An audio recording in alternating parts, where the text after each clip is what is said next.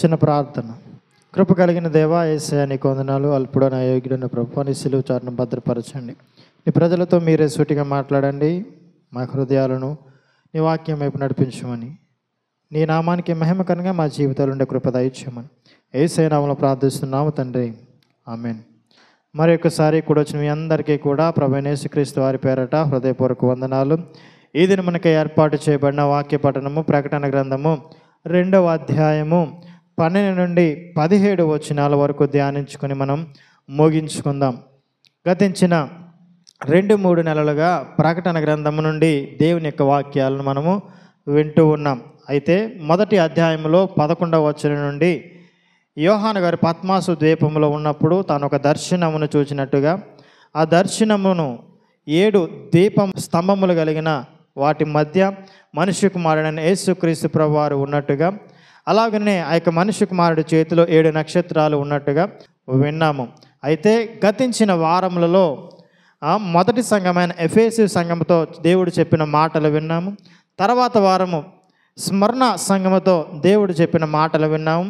ఈరోజు ఆ పెర్గమము అనే సంఘము గురించి కొద్ది నిమిషాలు మీతో మాట్లాడాలని, దేవుని యొక్క వాక్యాన్ని ధ్యానించాలని ఆశపడుతున్నాను.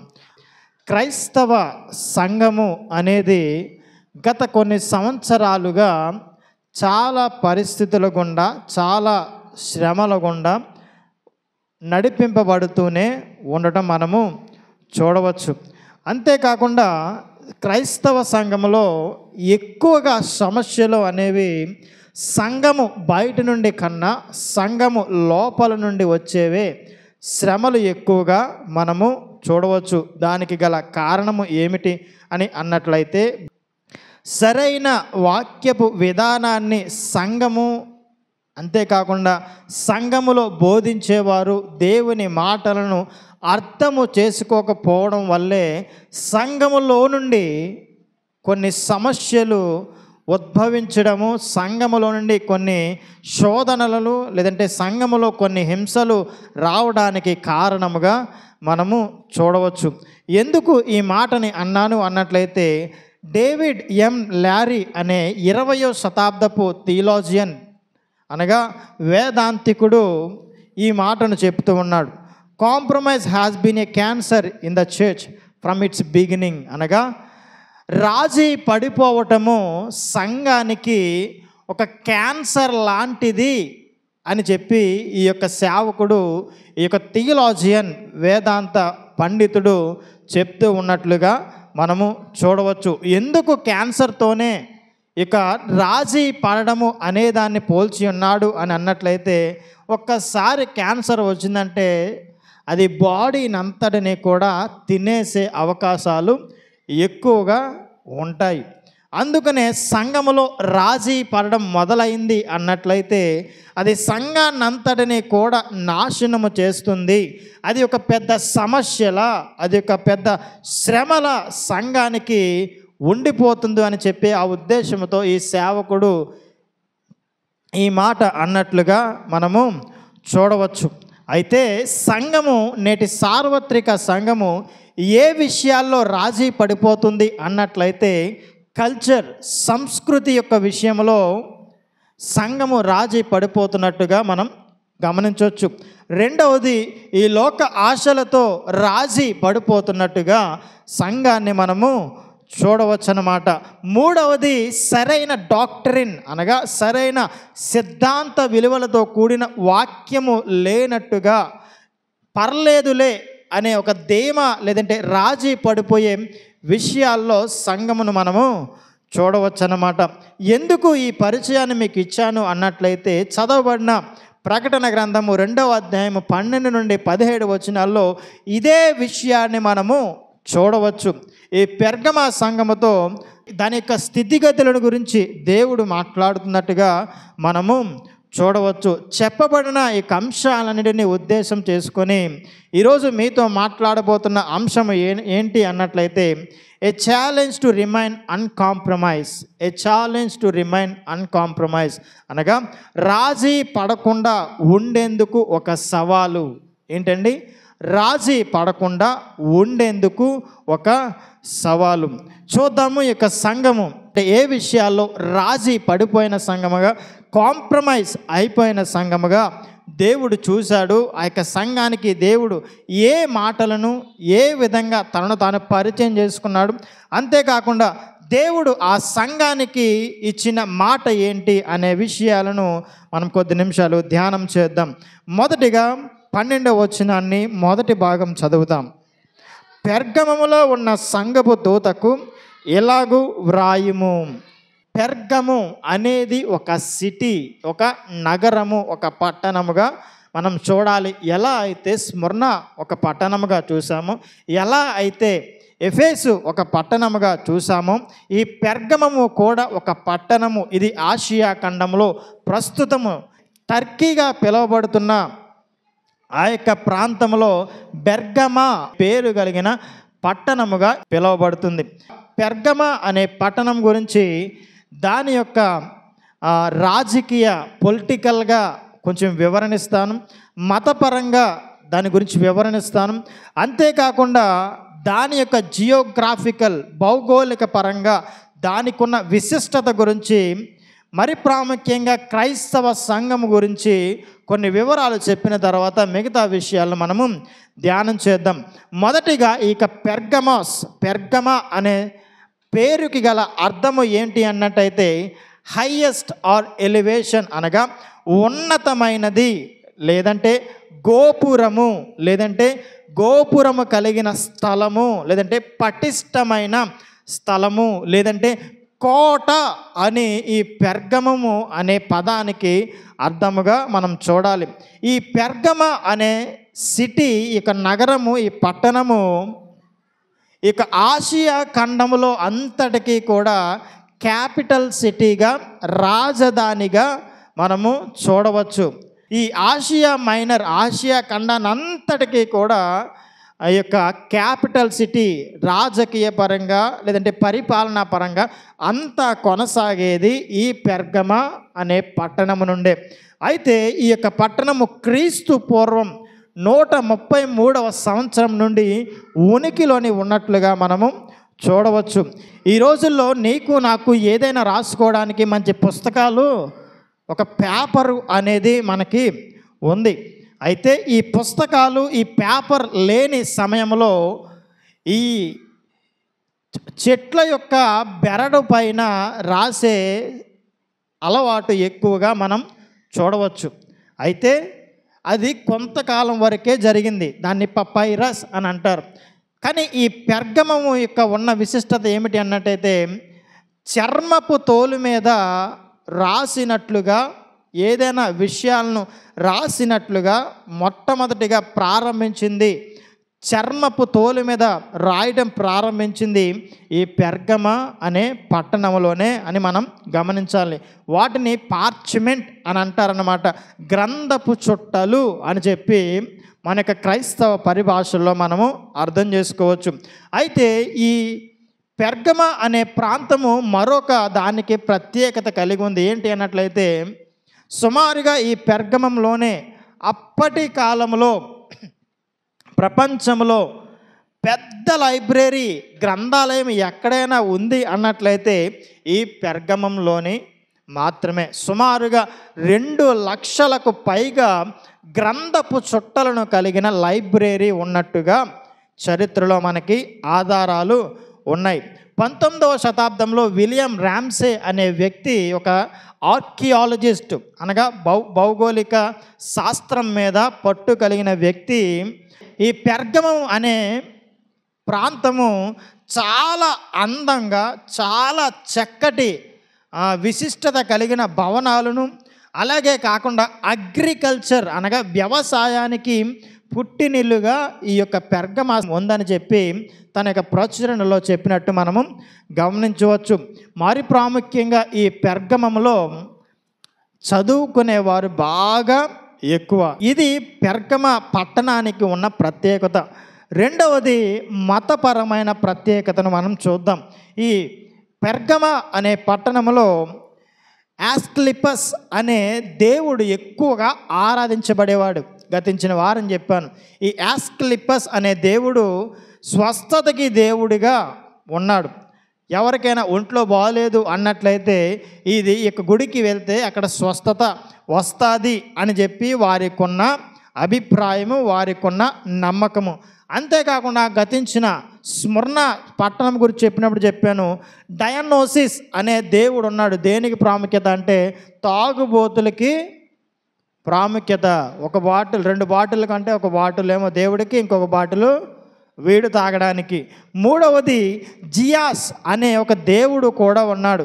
ఈ జియాసే సర్వ సృష్టిని కాపాడుతున్నాడని, అమితమైన శక్తి కలిగిన వాడని, గొప్ప అధికారము కలిగిన వాడని ఈ యొక్క దేవుడిని పెర్గమంలో ఉన్న ప్రజలు విశ్వసించడం అనేది మనం చూడవచ్చు. అయితే ఇతర రోమా ప్రభుత్వంలో ఉన్న దేవతలు ఉన్నప్పటికీ, దేవుళ్ళు ఉన్నప్పటికీ, ఈ పెర్గమము అనేది ఎంపైర్ చక్రవర్తి ఎవరైతే ఉన్నారో ఆ చక్రవర్తిని ఆరాధించే వారిగా మనము చూడవచ్చు. మొట్టమొదటిగా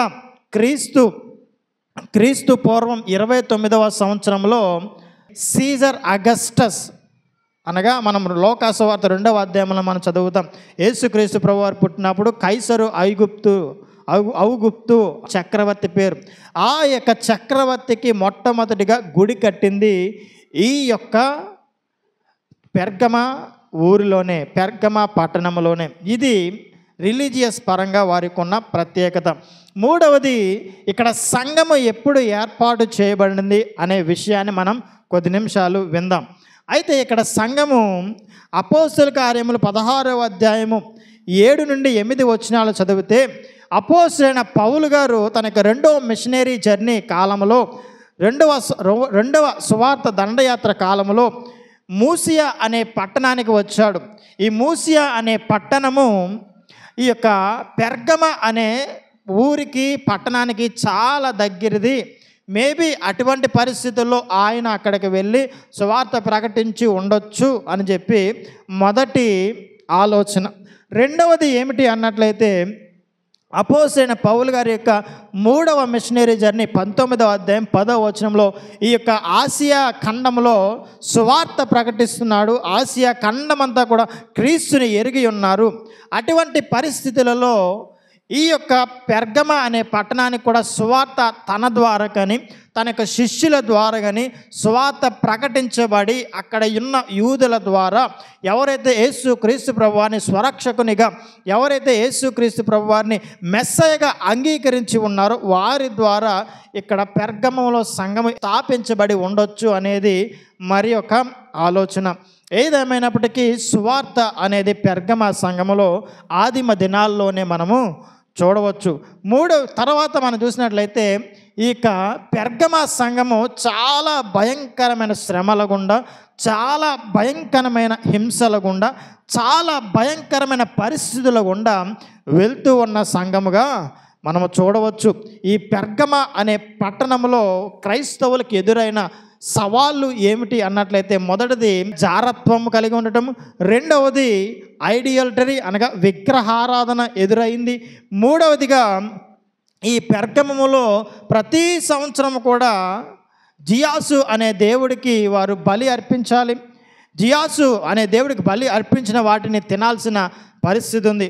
ఒకవేళ క్రైస్తవులు కానీ ఈ విషయాలు చేయకపోతే నిర్మోహమాటంగా క్రైస్తవుల్ని చంపేసిన భయంకరమైన పరిస్థితిని మనము చూడవచ్చు. మరికొన్ని విషయాలు మీకు పంచుకుంటాను. ఈ పెర్గమలో ఉన్న క్రైస్తవులకు ఎదురైన సవాలు ఎటువంటిదో తెలుసా? సామాజికంగా మరియు మతపరంగా ఏ విభేదము లేని పరిస్థితిని అక్కడ చూడగలుగుతాం. There is no separate between religious life and social life. సామాజిక జీవితానికి, మతపరమైన జీవితానికి ఎటువంటి భేదము లేనట్టుగా చూడవచ్చు. రెండవది ఏంటి అన్నట్లయితే, పొలిటికల్ లైఫ్కి అనగా రాజకీయ పరంగా, మతపరంగా ఏ సపరేషన్ కూడా, ఏ భేదము కూడా లేని పరిస్థితి. మూడవది సాంస్కృతిక కార్యకలాపాలు చాలా భయంకరముగా సవాళ్ళు ఎదుర్కొంటూ ఉన్న సంగతి. ఇటువంటి పరిస్థితిలో ఈ సంఘముతో దేవుడు మాట్లాడుతున్నాడు. దేవుడు ఏ విధంగా తనను తాను పరిచయం చేసుకున్నాడో 12వ వచనం 2వ భాగం చదువుతాం. దేవుడు ఈ 7 సంఘాలతో 7 విధాలుగా తనను తాను పరిచయం చేసుకుంటున్నాడు. ఎఫెసీ సంఘముతో ఒక విధంగా పరిచయం చేసుకున్నాడు, స్మరణ సంఘముతో మరొక విధంగా పరిచయం చేసుకున్నాడు. మూడవదిగా ఈ యొక్క పెర్గమా సంఘముతో ఏమని పరిచయం చేసుకుంటాడంటే, చదవండి మరలా, వాడి అయిన రెండంచుల ఖడ్గము గలవాడు అని చెప్పి ఆయన పరిచయం చేసుకుంటున్నాడు. రెండంచుల ఖడ్గము అంటే ఏంటి? 2 వైపులా పదునుగా ఉండటమే. దీని యొక్క ప్రాముఖ్యత ఏమిటి అనే విషయాన్ని కొద్ది నిమిషాలు మనం ధ్యానం చేద్దాం. ఇక్కడ యెషయా గ్రంథము 49వ అధ్యాయము 2వ వచనంలో యెషయా ప్రవక్త రాబోతున్న మెస్సయ్య యొక్క పనితీరుని గురించి మాట్లాడుతున్నాడు. అక్కడ కూడా రెండంచుల వాడిగల ఖడ్గమ గలవాడు అని చెప్పి అనే విషయాన్ని మనం చూడవచ్చు. అనగా యేసుక్రీస్తు ప్రభువారు భవిష్యత్తులో చేయబోయే పనిని గురించి అక్కడ మాట్లాడుతున్నాడు. ఈ ప్రకటన గ్రంథంలో కూడా యేసుక్రీస్తు ప్రభువారు తనను తాను ఈ విధంగా పరిచయం చేసుకున్నాడు, వాడిగల రెండంచుల ఖడ్గము అని. ఇక వాడిగల రెండంచుల ఖడ్గము 2 ఉద్దేశాలు కలిగి ఉంది.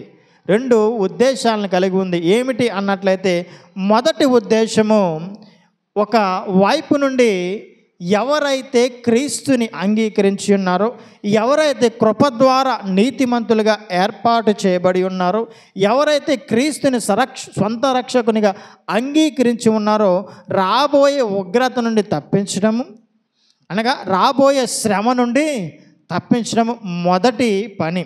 రెండవ పని ఏమిటి అన్నట్లయితే, ఎవరైతే క్రీస్తుని రిజెక్ట్ చేస్తారో, ఎవరైతే క్రీస్తు యొక్క సువార్తను రిఫ్యూజ్ చేస్తారో, ఎవరైతే వద్దనుకుంటారో వారిని ఉగ్రతలో ఉంచే పరిస్థితిని, అంతేకాకుండా వారిని శ్రమల పాలు చేసే పరిస్థితిని ఇక్కడ మనము చూడవచ్చు. ఈ యొక్క రెండంచుల వాడిగల ఖడ్గము అనేది స్వీట్నెస్ని తెలియపరచట్లేదు, అంటే మృదువుగా ఉండేటట్టు తెలియపరచట్లేదు. ఇది ఒక వార్నింగ్గా తెలియపరుస్తున్నాడు. ఏ విధంగా? ఒక వార్నింగ్, ఒక హెచ్చరికను జారీ చేస్తున్నట్లుగా కనిపిస్తుంది. యేసుక్రీస్తు ప్రభువారు ఒక న్యాయాధిపతిగా, ఒక అధికారము కలిగిన వాడిగా, ఒక జడ్జిగా ఉండి న్యాయము తీర్చబోతున్న వాడిగా రాబోతున్నాడు అనే విషయాన్ని ఇక్కడ యేసుక్రీస్తు ప్రభువారు తన యొక్క సంఘమైన పెర్గమముతో రెండంచుల వాడిగల ఖడ్గము వాడి వంటి వాడినని చెప్పి తనను తాను పరిచయం చేసుకున్నట్లుగా కనిపిస్తుంది. ఇది ఆశీర్వాదంతో కూడిన మాట అయితే కాదు, ఇది బొజ్జగించే మాట అయితే కాదు, హెచ్చరికను జారీ చేసే మాటగా మనము చూడగలగాలి. ఏం మాట్లాడుతున్నాడు అనే విషయాల్ని 3 విషయాలను చెప్పి నేను ముగించాలని ఆశపడుతున్నాను. మొదటిది అభినందిస్తున్నాడు, రెండవది ఆరోపణ చేస్తున్నాడు, మూడవది అవకాశం ఇస్తున్నాడు.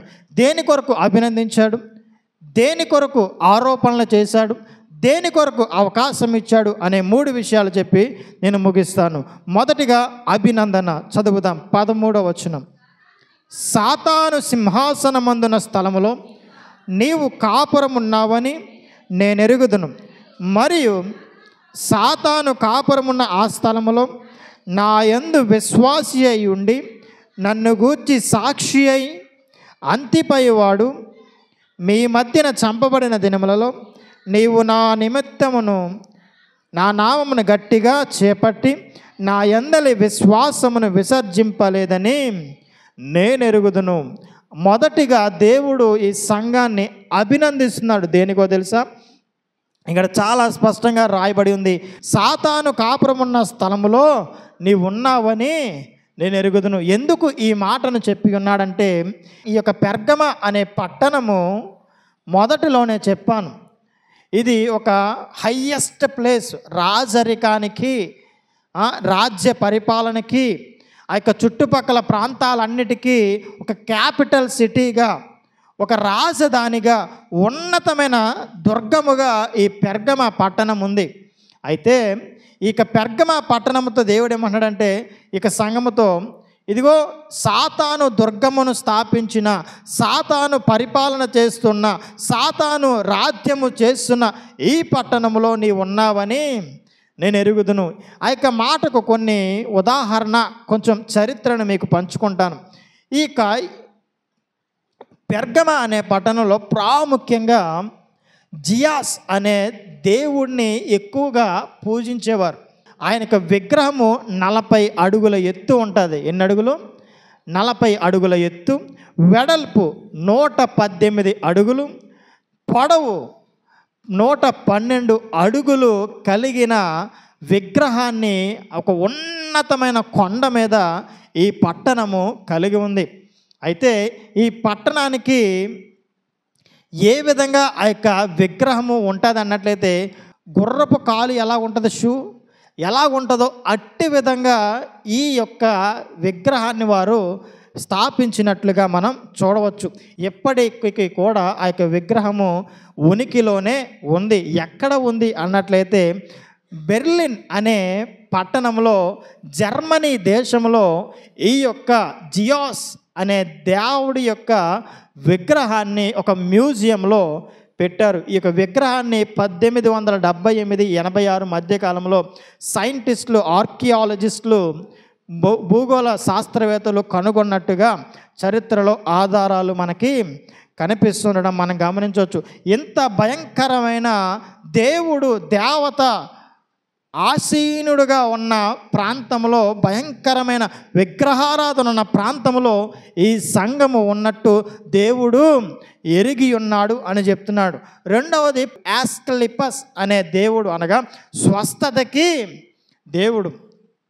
మనము హాస్పిటల్కి వెళ్ళినప్పుడు అక్కడ ఒక సింబల్ ఉంటుంది, ఒక రాడ్ ఉండి కత్తిలాగా, దానికి 2 పాములు చుట్టి కనిపిస్తాయి. మెడికల్ సింబల్ అని అంటారన్నమాట.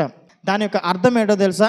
ఈ యాస్క్లిపస్ అనే దేవుడి యొక్క గుడిలో ఎవరికైనా బాగోకపోతే, ఎవరికైనా ఒంట్లో బాగోకపోతే అక్కడికి వెళ్ళి ఆ యొక్క నేల మీద పడుకుంటే కొన్ని విషము లేని సర్పాలు వచ్చి వారిని బాగు చేస్తాయి అనేది వారి యొక్క నమ్మకం.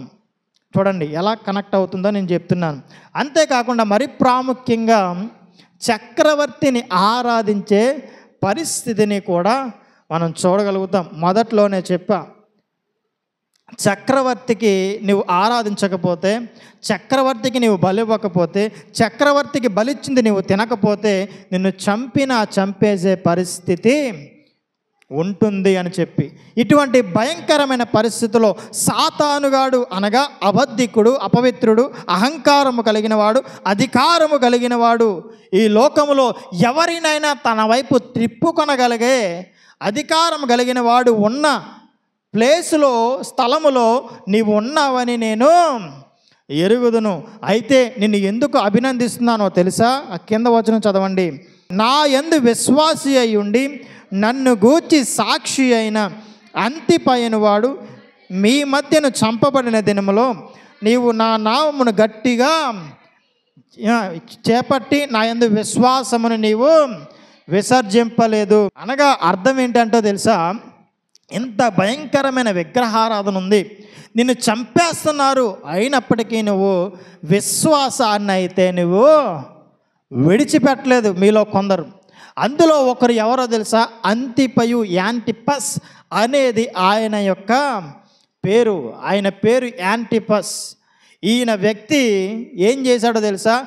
కొంతమంది ఆ యొక్క ఊర్లో ఉన్న వాళ్ళ మనుషులు వచ్చినప్పుడు వచ్చి, నీవు విడిచిపెట్టే, దేవుణ్ణి విడిచిపెట్టే, ఈ యొక్క యేసుక్రీస్తు ప్రభువారిని ప్రభువుగా ఒప్పుకోకు, కేవలం చక్రవర్తి ప్రభువుగా ఒప్పుకో, కేవలం చక్రవర్తి దేవుడిగా ఒప్పుకో అంటే, నేను ఎట్టి పరిస్థితుల్లో కూడా నాకున్న విశ్వాసాన్ని నేను విడిచిపెట్టను అని నిలబడిన వాడు ఈ యొక్క అంతిపయు, యాంటిపస్ అనే వ్యక్తిగా మనం గమనించాలి.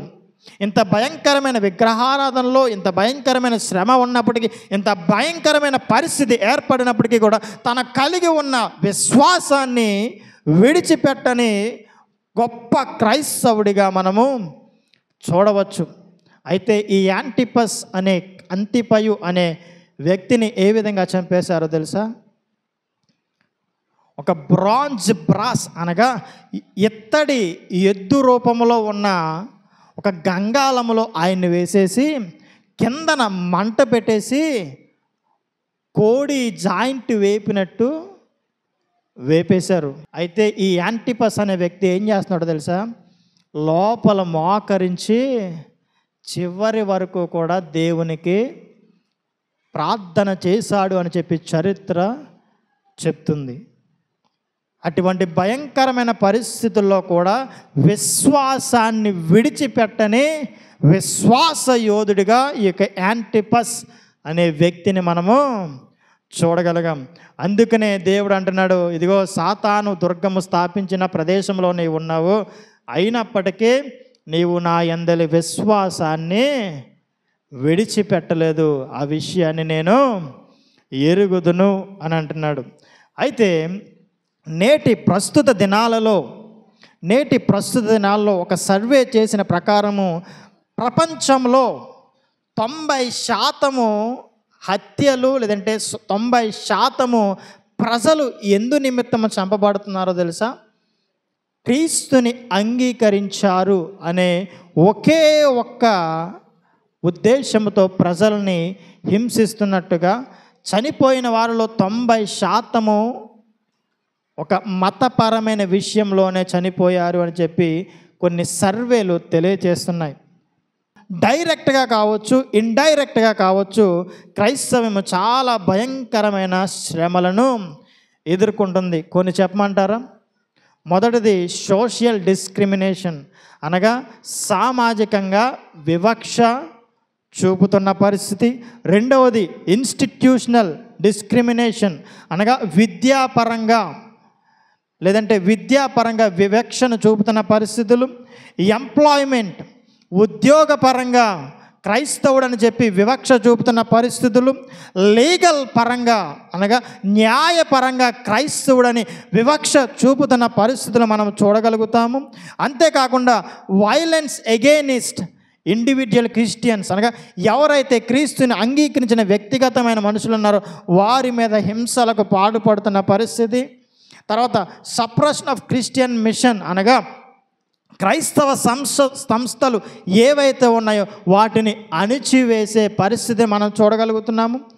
అంతేకాకుండా క్రీస్తుని అంగీకరించిన వారిని క్రైస్తవంలో కొనసాగుతున్న కొంతమందిని అణిచివేయడానికి చాలామంది ప్రయత్నిస్తున్నట్టుగా చూడవచ్చు. తర్వాత క్రీస్తుని అంగీకరించిన వారిని బలవంతంగా వేరే మతాలకు మారుస్తున్న పరిస్థితిని కూడా చూడవచ్చు. రీసెంట్గా మన ఆంధ్రప్రదేశ్ తెలంగాణలో కూడా ఒకటిది, పాస్టర్ స్వామి అనే వ్యక్తిని కూడా బలవంతంగా బొట్టు పెట్టించుకొని ఇచ్చారు తెలుసా కొంతమంది మతోన్మాదులు. బలవంతంగా దేవతను పూజించే విధంగా చేశారు. లేదంటే నీ భార్యను రేప్ చేసి నడివీధిలో పెడతాము అని చెప్పి అన్నారు కొంతమంది మతోన్మాదులు. బలవంతపు కన్వర్షన్ కూడా మతోన్మాదులు చేస్తూ ఉన్నారు. అంతేకాకుండా సంఘాలపై మతోన్మాదులు విరుచుకు పడుతున్నట్లుగా మనము చూడవచ్చు. చివరిగా కమ్యూనిటీ అప్రెషన్, కమ్యూనిటీ పరంగా కూడా క్రైస్తవుల్ని హింసిస్తూ ఉన్న పరిస్థితి. ఇదిగో దేవుడు ఏమంటాడు తెలుసా? ఇన్ని రకాలైన హింసలు మీరు పడుతున్నారు కదా, నేను చూస్తున్నాను, అందుని బట్టి మిమ్మల్ని అభినందిస్తున్నా. అయితే ఒక ఛాలెంజ్, ఇటువంటి పరిస్థితిలో కూడా నీవు విశ్వాసాన్ని పట్టుకొని ఉండగలవా? ఇటువంటి పరిస్థితిలో కూడా క్రీస్తు కొరకు విశ్వాస యోధుడిగా నీవు నిలబడగలవా అని ఒక ఛాలెంజ్ నీ ముందు పెడుతూ ఉన్నాడు. రీసెంట్గా ఒక వీడియో నేను చూశాను.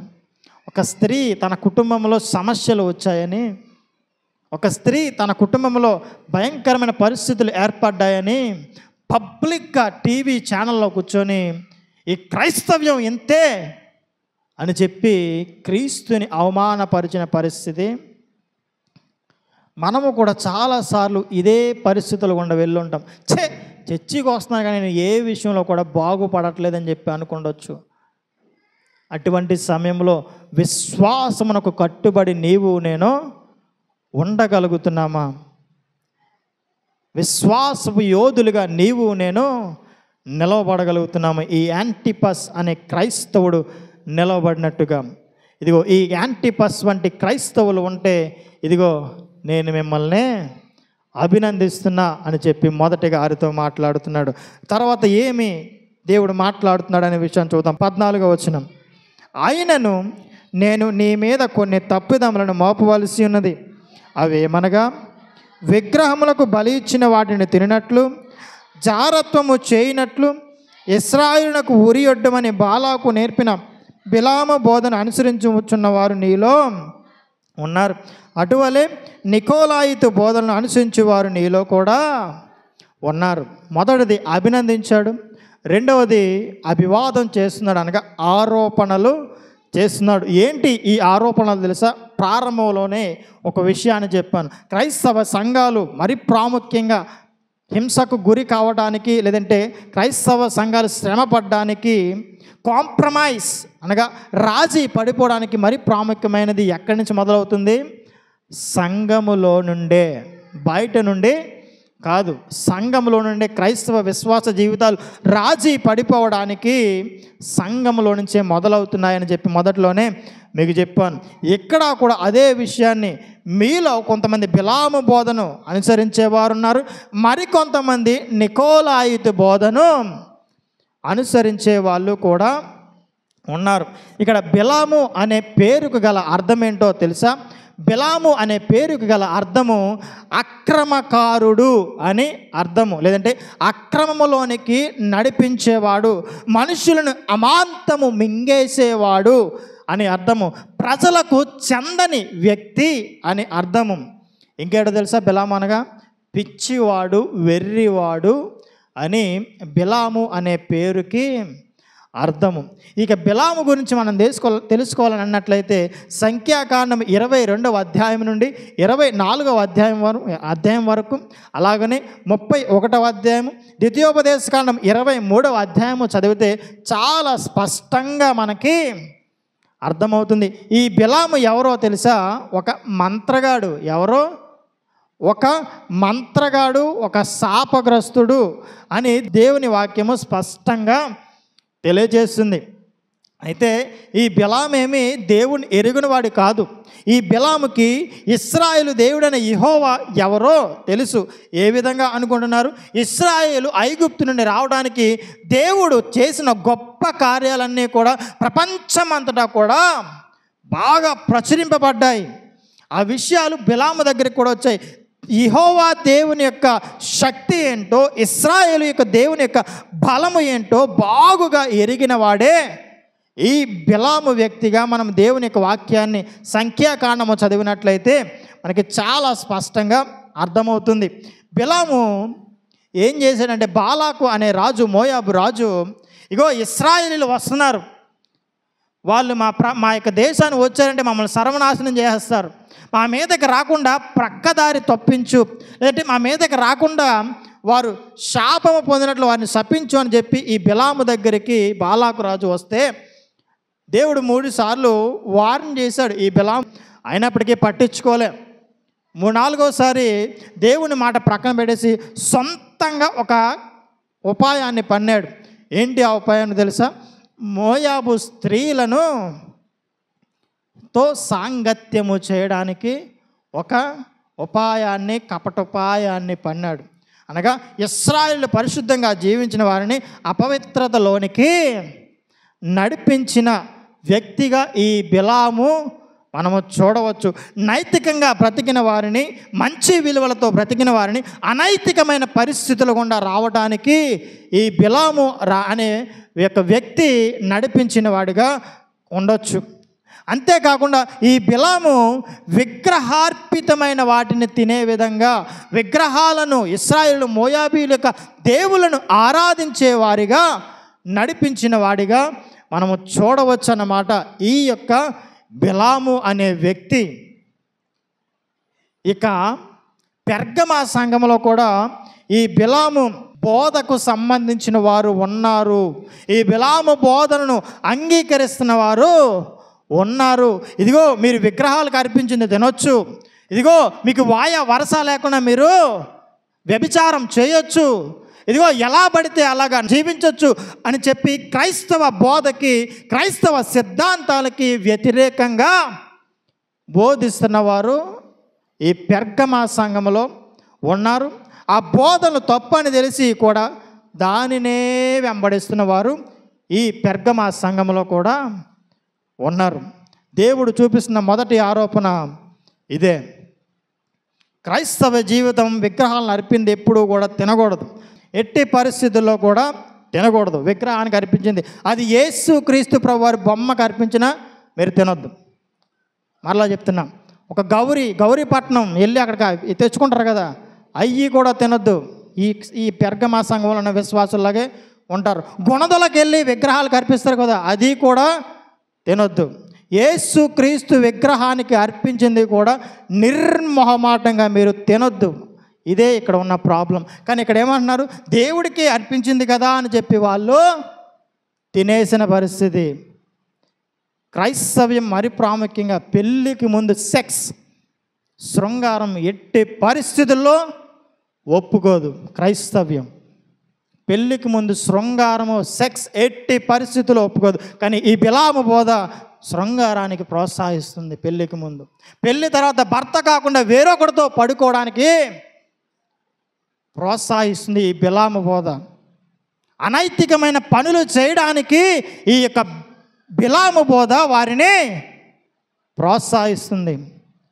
కానీ దేవుడు అంటున్నాడు, ఈ బిలాము బోధనలో ప్రోత్సహించే వారు ఉన్నారు, అనుసరించే వారు ఉన్నారు, ఇంకా వాటిని బోధిస్తున్న వారు ఉన్నారు. వాటిని నిమిత్తము నేను మీకు ఆరోపణలను చేస్తున్నాను అని అంటున్నాడు. రెండవది నికోలాయితు పేరుకి అర్థం ఏంటంటే కాంకరింగ్, అనగా జయించేవాడు, డామినేట్ చేసేవాడు, అధికారము చలాయించేవాడు అని చెప్పి అర్థం. ఈ నికోలాయితు బోధ ఏ విధంగా ఉంటుందంటే, ఒకసారి నువ్వు రక్షింపబడ్డావు కదా, ఒకసారి నువ్వు క్రీస్తుని అంగీకరించావు కదా, ఇంకా నువ్వు ఏం చేసినా సరే పెద్దగా ఏమీ ఉపయోగం ఉండదు. నీకు నచ్చినట్టు బ్రతికేయ్, నీకు నచ్చినట్టు జీవించేయ్ అని చెప్పి ఈ యొక్క నికోలాయితు బోధిస్తుంది. కానీ క్రైస్తవ జీవితం అలా కాదు. ఒక్కసారి ఈ లోకపు ఆలోచనలు విడిచి, ఈ లోకపు తలంపులను విడిచి క్రీస్తుని అంగీకరించావంటే నీవు ఒకే ఒక్క విశ్వాసానికి నువ్వు కట్టుబడి ఉండగలగాలి. ఈ యొక్క నికోలాయితు బోధ ఇంకా ఏం తెలియజేసిందో తెలుసా? నీ యొక్క ఆత్మ నీ యొక్క శరీరాన్ని విడిచి వెళ్ళిపోతుంది కదా, నీ ఆత్మ దేవుడి దగ్గరికి వెళ్ళిపోతుంది కదా, నువ్వు ఈ శరీరంతో ఏం చేసినా సరే తప్పు లేదు అని చెప్పి ఈ నికోలాయితు బోధ ప్రోత్సహిస్తుంది. కానీ రోమాపత్రికలో మనం చదివినట్లయితే, నీ దేహమే దేవుని యొక్క, మన యొక్క దేహాలే దేవుని యొక్క, చూడండి ఎంత వ్యతిరేకంగా క్రీస్తు యొక్క బోధకు, బైబిల్ బోధకు ఈ నికోలాయితు బోధ, అలాగుననే ఈ యొక్క బిలాము బోధ ఉన్నట్లుగా మనం చూడవచ్చు. కొన్ని ఉదాహరణలు చెప్తా, అక్కడ జరిగినవి మీరు చూసి ఉండకపోవచ్చు. రీసెంట్గా ఒక వీడియో నేను చూసా. తెలంగాణలో బ్రతుకమ్మ జాతర, తర్వాత ఇంకో జాతర ఏం పేరు, మేడారం జాతర. ఇవి విగ్రహాలుగా చేస్తారు. క్రీస్తుకి కూడా ఒక జాతర చేశారు పిచ్చి క్రైస్తవులు. నిజం, బతుకమ్మ జాతర ఎలాగైతే చేస్తారో అదే విధంగా ఒక మేరీ మాతను ఊరేగించారు. అదే విధంగా క్రీస్తు ఫోటో పెట్టి పిచ్చి క్రైస్తవులు పిచ్చి జాతరలో. నేటి సంఘాలు ఎలా కనిపిస్తున్నాయో తెలుసా? పెర్గమ సంఘాల్లానే కనిపిస్తున్నాయి. ఈ పెర్గమ అనే పదానికి మరొక పేరుంది, థరోలీ మ్యారీడ్, అనగా త్వరగా పెళ్ళి చేసుకుంటుంది అని అర్థం లిటరల్గా తీసుకుంటే. కానీ త్వరగా కలిసిపోతుంది అని దాని యొక్క భావం. క్రైస్తవులు కూడా, పెర్గమా సంఘంలో ఉన్న క్రైస్తవులు కూడా త్వరగా ఈ లోక సంస్కృతి వైపు, త్వరగా ఈ లోక ఆశల వైపు కలిసిపోయిన వారిగా కనిపిస్తుంది. క్రైస్తవులు వారి యొక్క సిద్ధాంతాల్లో ఎట్టి పరిస్థితుల్లో కూడా రాజీ పడే పరిస్థితులు ఉండకూడదు.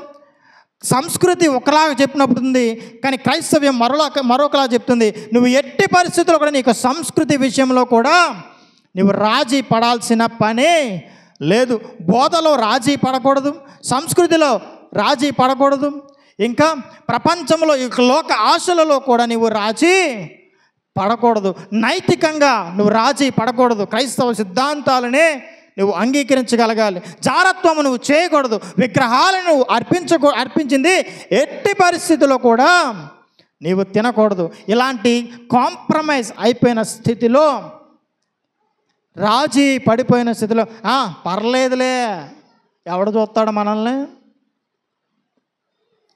పర్లేదులే, మనల్ని ఎవడేమంటాడు అని చెప్పి నిర్లక్ష్యము ద్వారా రాజీ పడిపోయిన సంఘముగా ఈ పెర్గమ సంఘాన్ని మనము చూడవచ్చు.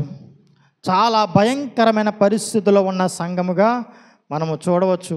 మరలా మీకు సందర్భం వచ్చింది కాబట్టి చెప్తున్నాను. అదే 10 సార్లు అంటున్నాను అనుకోవద్దు, అది తప్పు. బైబిల్ పరంగా బిలాం బోధే.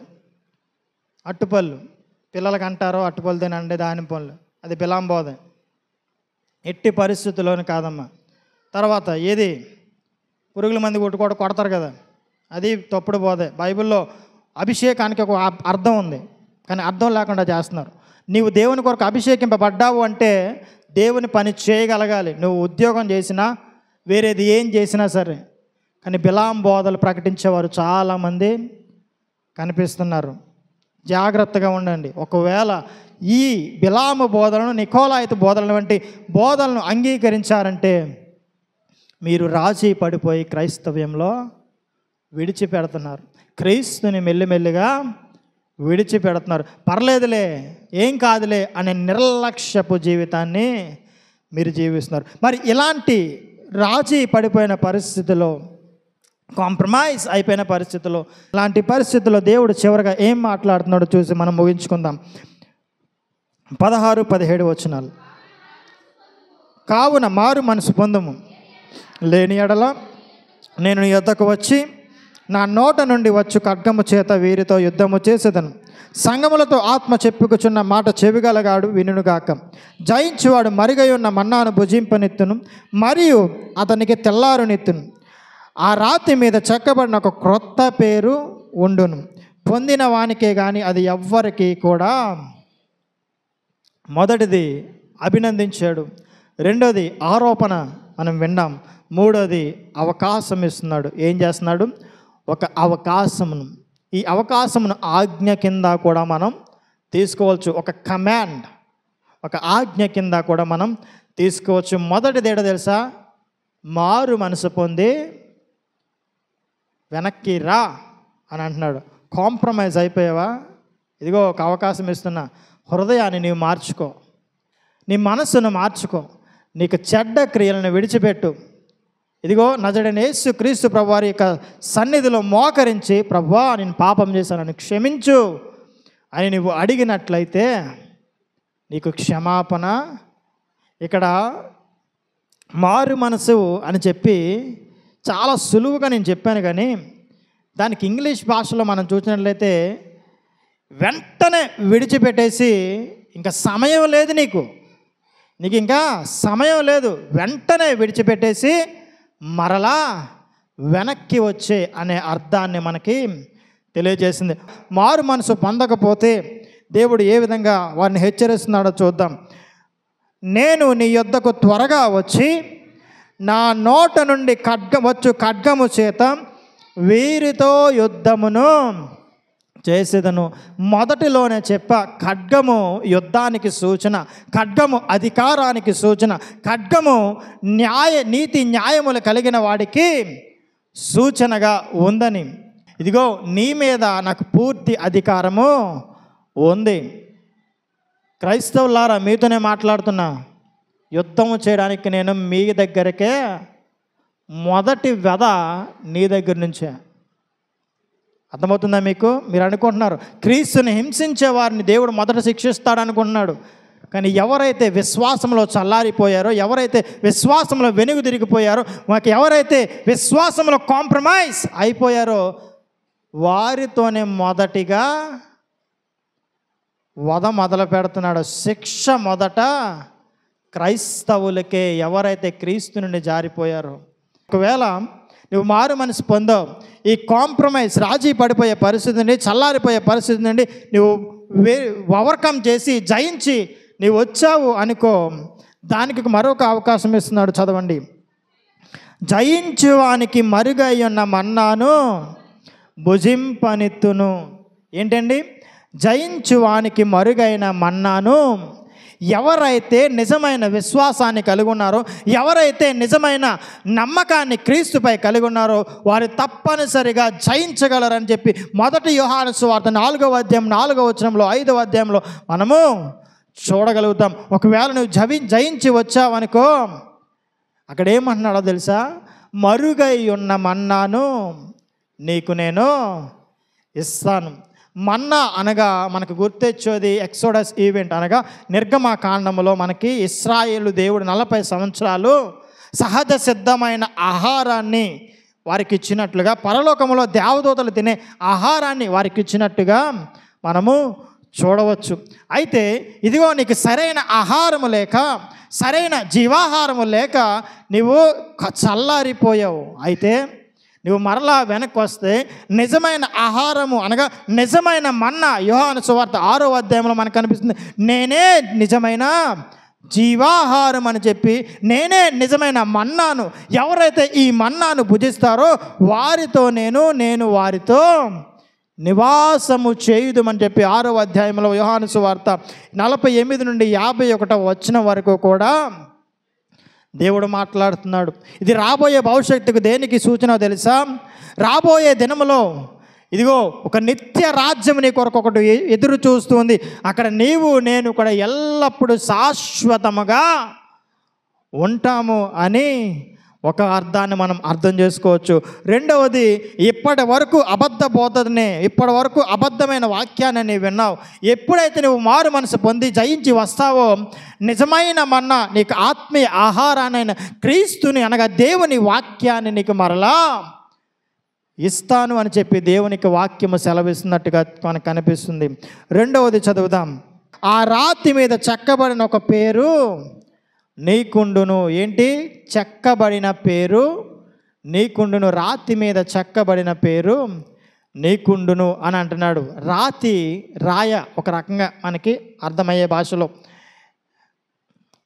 పూర్వంలో రోమా సామ్రాజ్య కాలంలో కొన్ని రాళ్ళు కొన్ని విజయానికి సూచనగా ఉండేవి.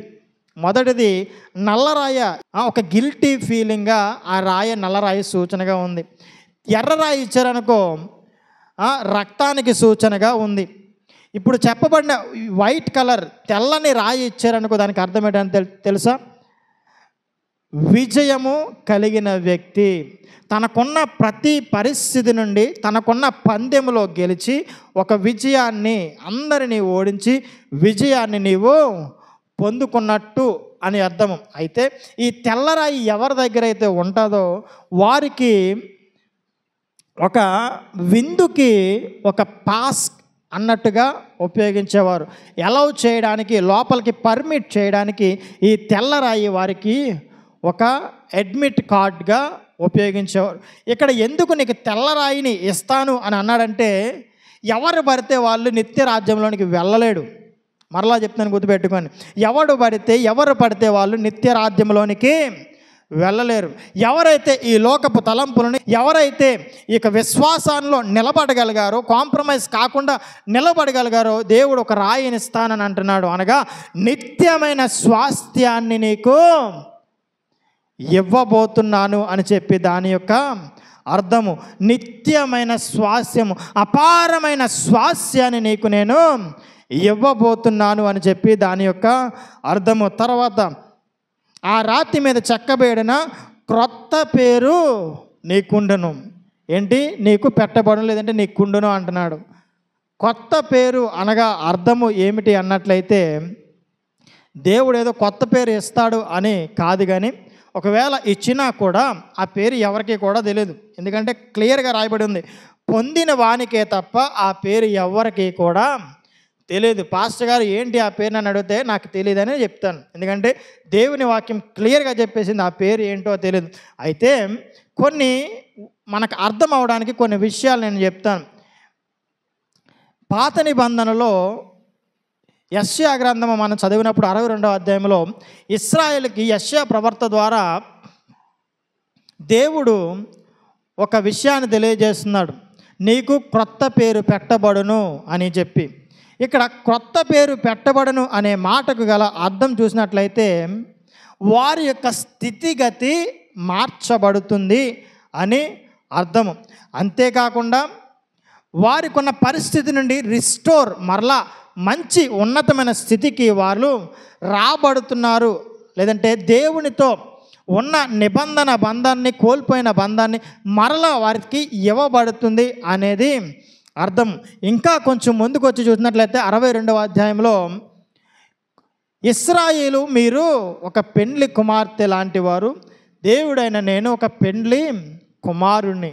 అనగా భార్యకి భర్తకి ఎటువంటి చక్కటి పవిత్రమైన ప్రేమ బంధం ఉంటుందో, భార్యకి భర్తకి ఎలాంటి చక్కటి సంబంధం ఉంటుందో దాన్ని సూచిస్తుంది. ఇక్కడ క్రొత్త పేరు పెట్టబడును అనగా అర్థం ఏంటి అన్నట్లయితే దేవునితో నీకు ఆయనకి మంచి చక్కటి సంబంధమును, అది నిత్య సంబంధముగా ఆయన స్థిరపరుస్తాడు అని అర్థము. అంతేకాకుండా ఒక నూతనమైన స్థితిగతిని ఇవ్వబోతున్నాడు అని చెప్పి దాని యొక్క అర్థముగా మనము గమనించాలి.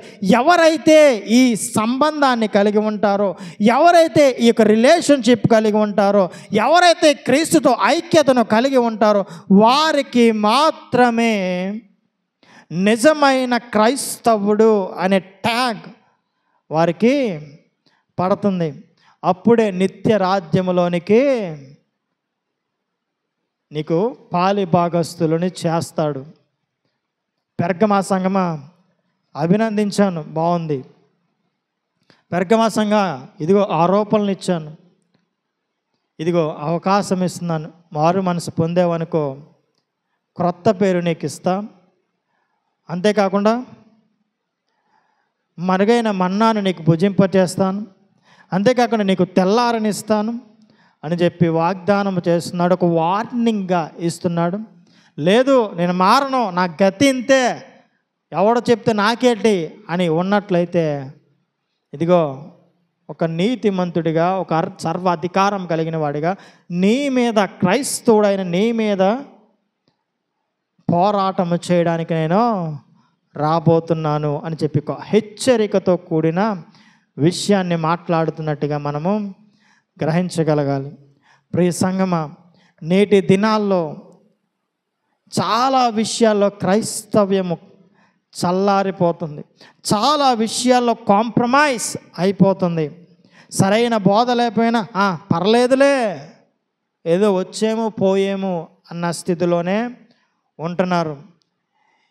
సాంస్కృతిక కార్యకలాపాల్లో చేస్తే తప్పేముంది, పసుపే కదా, ఇక్కడ ఎలా రాసుకుంటే తప్పేముంది, చిన్న బొట్టే కదా పెట్టుకుంటే తప్పేముంది. ఈ బొట్టు గురించి నేను మాట్లాడలేదు, పెళ్ళిలో కొన్ని బొట్లు పెడతారు, ఆ బొట్టు గురించి మాట్లాడతారు. మీకు నచ్చితే బొట్టు పెట్టుకుని, లేదంటే లేదు, నేను అందులో ఏమన్నాను. కానీ కొన్ని విషయాల్లో సాంస్కృతిక రాటే కదా, పాతిదే పెద్ద తప్పేముంది. కాంప్రమైజ్, రాజీ పడిపోతున్న క్రైస్తవ్యం కనిపిస్తుంది. లేదు, రాజీ పడకుండా కల్చరల్గా ఈ లోకముతో నువ్వు రాజీ పడకుండా యాంటిపస్ అంతియోపయు అనే క్రైస్తవునిగా నీవు నిలబడగలవా? విశ్వాస యోధుడిగా నీకు నిలవబడే శక్తి నీలో ఉందా? ఒకవేళ అలా లేకపోతే, నా వల్ల కాదు అంటే, యేసుక్రీస్తు ప్రభువారు భయంకరుడిగా రాకపోతున్నాడు, ఉగ్రుడిగా రాకపోతున్నాడు, తప్పించుకోవడానికి వీళ్ళే. లేదు, మార్చుకుంటానండి, రాజీ పడే క్రైస్తవ్యాన్ని నేను ఇంకా జీవించనండి, లోకముతోని సాంస్కృతిక కార్యకలాపాలతోని క్రైస్తవ బోధలోని కూడా నేను రాజీ పడనండి అని నువ్వు నిలబడగలిగితే నీ ముందన్న అవకాశాన్ని నువ్వు చేసుకోగలవా? చేయి దక్కించుకోగలవా? ఒకసారి మోకరిద్దామా? నేటి క్రైస్తవ విశ్వాసులుగా ఏ విషయాల్లో కాంప్రమైజ్ అయిపోయావో నీ వెరుగుదువు, ఏ విషయాల్లో నువ్వు రాజీ పడిపోయావో నీ వెరుగుదువు. ఒక్కసారి జ్ఞాపకం చేసుకో ప్రియ సహోదరుడా. ఈ లోక ఆశలతో, లోక తలంపులతో పర్లేదులే అని చెప్పి నువ్వు రాజీ పడిపోయినట్లయితే యేసుక్రీస్తు ప్రభువారు ఖడ్గమును పట్టుకొని వస్తున్నాడు. అనగా నీ మీద పోరాటం చేయడానికి వస్తున్నాడు. లేదండి నేను మార్చుకుంటానండి, క్రీస్తుతో ఉండాలనుకున్నట్లయితే క్రొత్త పేరు అనగా నూతన చక్కటి నిత్యము ఏర్పడే బంధాన్ని ఆయనతో నీతో పెట్టుకోవాలనుకుంటున్నాడు. కృప కలిగిన దేవా యేసయ్యా నీకు వందనాలు. మాతో మాట్లాడినందుకు నీకు వందనాలు, బలపరిచినందుకు నీకు వందనాలు. ఆయన పెరకమా సంఘాన్ని అభినందించో, ఆరోపణలు చూపించో, అవకాశం ఇచ్చో. ఈరోజు మేము కూడా అటువంటి పరిస్థితుల్లో ఉన్నామేమో, ఉంటే మిమ్మల్ని క్షమించండి. మారు మనసు పొంది మరలా తిరిగి వస్తాము. నీవివ్వబోయే నేను నిత్య స్వాస్యమును, అపారమైన స్వాస్యమును నేను పొందుకోగలిగే కృపదాయి చేయమని మా అందరికీ వినే చెవులను గ్రహించే ఆత్మను అందరికీ దయచేసినందుకు నీకు వందనాలు. అయితే విన్నాము, అనుసరించే విధంగా మీరు బలపరచమని త్వరలో రానైన యేసు అతి శ్రేష్టమైన నామములో ప్రార్థించి అడిగి వేడి పొందుకొని నాము తండ్రి. ఆమేన్.